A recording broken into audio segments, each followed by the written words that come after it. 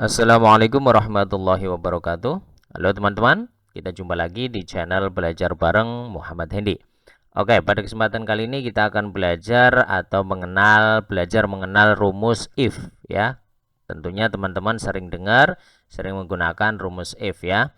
Oke, langsung saja kita buka program Microsoft Excel-nya biar lebih mudah dalam pembahasannya. Oke, kita buka. Ini adalah contoh tabel yang sudah saya siapkan, di mana saya sudah membuat tabel yang berisi 5 orang, ya 5 siswa. Nah, masing-masing siswa ini mempunyai nilai yang berbeda-beda. Nah, nanti kita akan jumlahkan terlebih dahulu, ya. Kemudian setelah itu nanti kita akan isi keterangan ini dengan menggunakan rumus if. Oke ya. Perlu diketahui bahwa yang namanya rumus if itu adalah salah satu fungsi Excel yang termasuk dalam kategori atau kelompok logikal yang sering kita gunakan ya.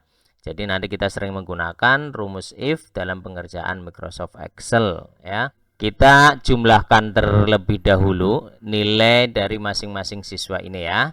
Kita menggunakan rumus yang sudah kita bahas kemarin, yaitu dengan menggunakan rumus sum ya. Oke, kita ketikkan sama dengan, nah ini bagi yang belum tahu ya. Kemudian kita tuliskan sum, kemudian kurung buka, kemudian kita drag atau kita blok dari nilai-nilai ini bahasa Indonesia, matematika, IPA, bahasa Inggris, PKN. Nah, kemudian kita kurung tutup. Setelah itu kita enter. Nah, ini sudah terdapat nilai 445 dari nilai si Ali ya. Kita copy ke bawah biar mengetahui nilai dari masing-masing siswa yang ada di sini ya. Kita kopikan ke bawah. Oke, ternyata sudah ada semuanya. 445, 340, 390, 350 dan 400 ya. Oke, teman-teman. Jadi untuk mengisi nilai keterangan ini adalah rumusnya seperti ini kuncinya ya.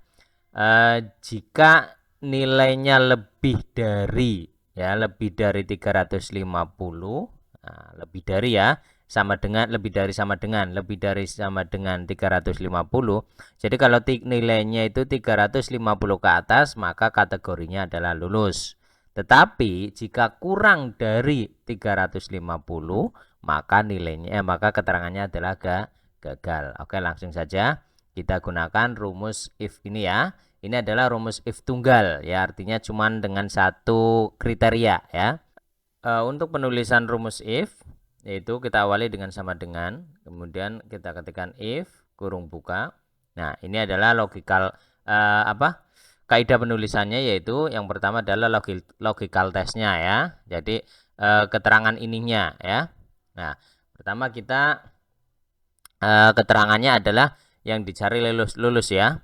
Jadi jika nilainya lebih besar daripada 350, maka ini dikatakan lulus ya.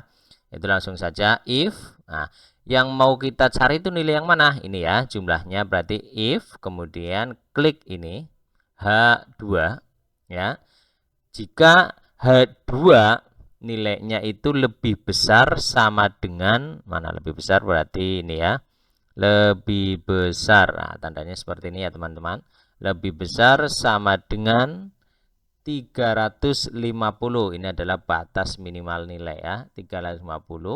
Nah, kemudian setelah itu ini logical testnya ya. Jika H2 lebih besar sama dengan 350, maka ini adalah nilai value-nya ya, value true-nya.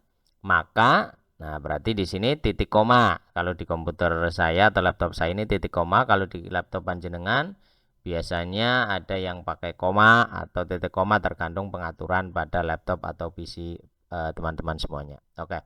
Nah, setelah titik koma kemudian ini value yang pertama, yaitu apa kategori apa jika lebih dari 350, yaitu sama dengan lulus ya. Nah, perlu diketahui sebelum nulis lulus harus kita kasih tanda petik 2 ya. Nah, kemudian kita tuliskan lulus. Kemudian ditutup dengan tanda petik juga. Nah, setelah value yang pertama atau value yang true, kemudian yang value yang false-nya apa? Nah, berarti titik koma juga atau sama dengan, kemudian tanda petik. Nah, kita tuliskan yang kedua yaitu gagal. Oke, kita tutup, kemudian kita enterkan. Ya.